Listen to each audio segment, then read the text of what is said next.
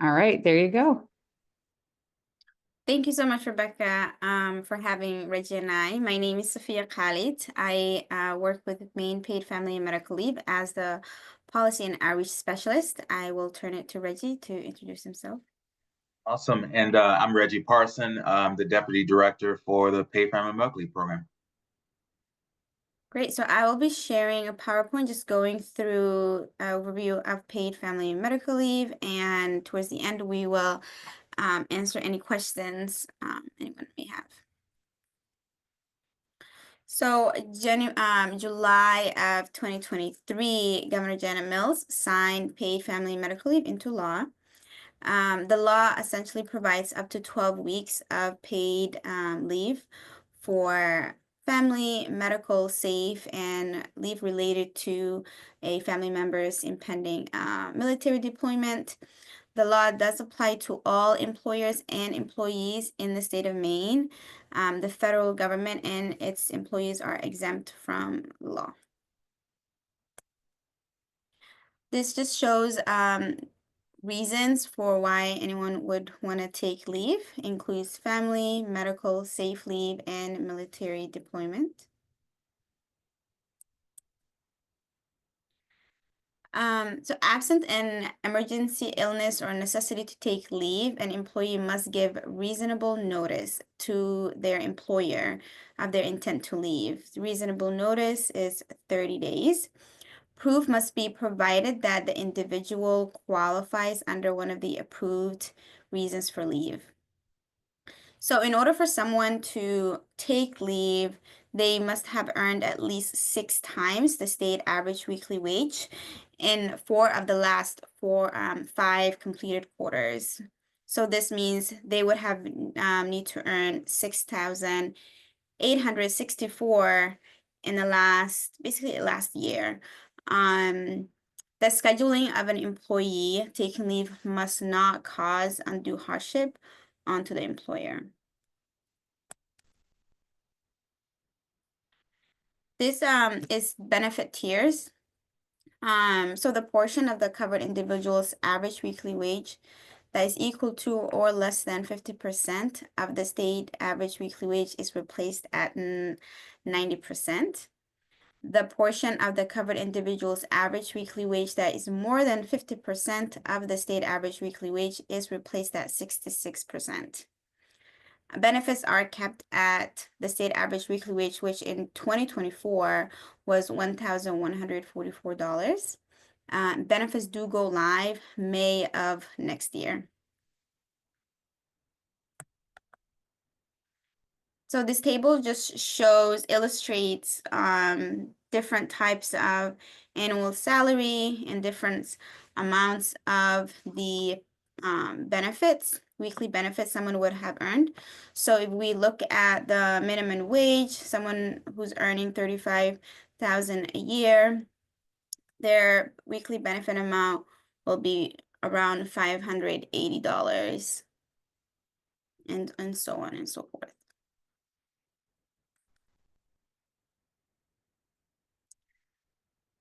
So additional information that's essential for everyone to know is that paid family medical leave does have job protections for employees.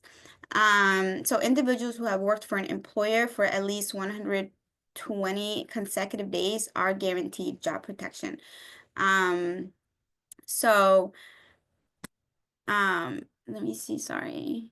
Verification of need for leave may closely resemble Federal Family Medical Leave Act certification forms, such as family leave, medical leave, or qualifying exigency.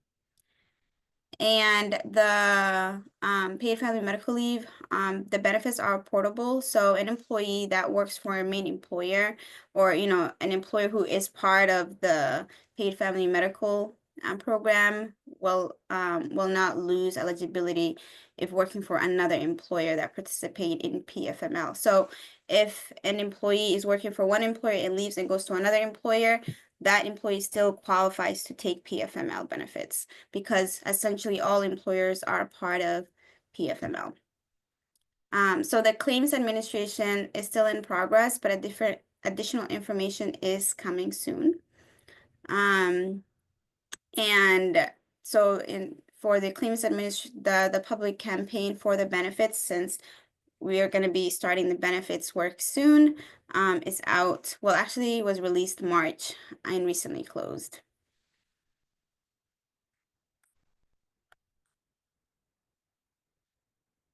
So this is just extra or additional steps that I would recommend everyone to do. One is visiting our webpage where we have extensive amounts of resource and information that anyone can access at any time, and does have translated information too for a lot of people who English may not be their first language. We do have a get notified email list, so anyone can join and can get emails that we sent regarding program updates. Um, and also we have explainer videos and frequently asked questions on our webpage as well. And we do have a call center that's open Monday through Friday, 8 to 5. Which, yeah, right here we can, oh, let me go back to the number. Yeah, 207-621-5024. So yeah, very short presentation, but would love to answer any questions. Let me stop sharing. Yeah, we'd love to answer questions anyone may have or any clarifications, or can go back to a slide. That was great. Short and sweet. I like it. That is awesome.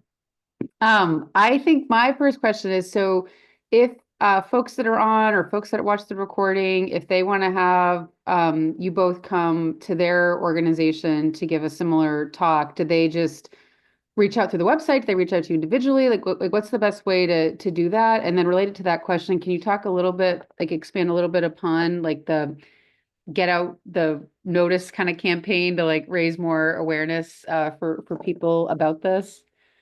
Yeah, for sure. So I'll answer the first question and I can give Reggie the second question. So in terms of webinars or similar informational sessions, would be happy to do it. That's my entire job.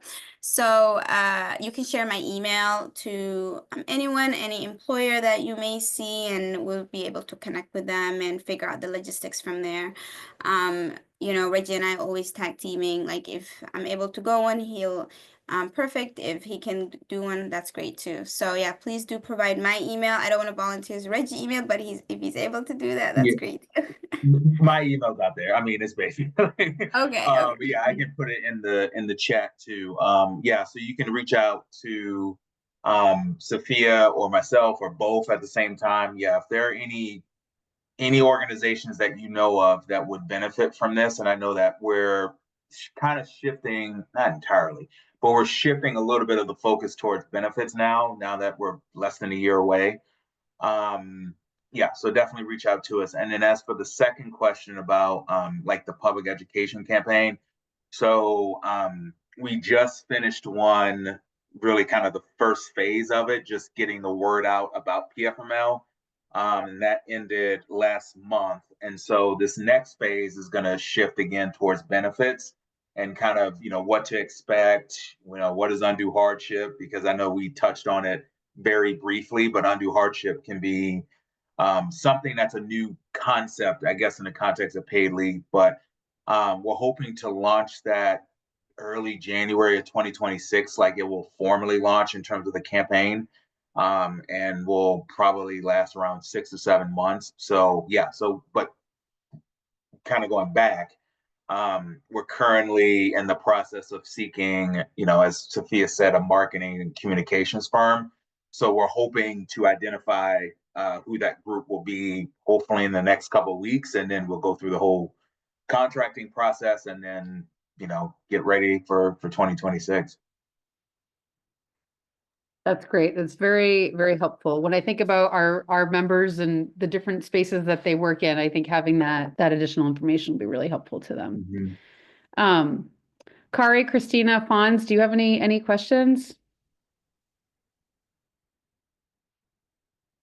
The only question I would have is if people have questions or would like to get more information, is there an easy way for them to access the information you shared, or what's the best place to go with questions if people have them?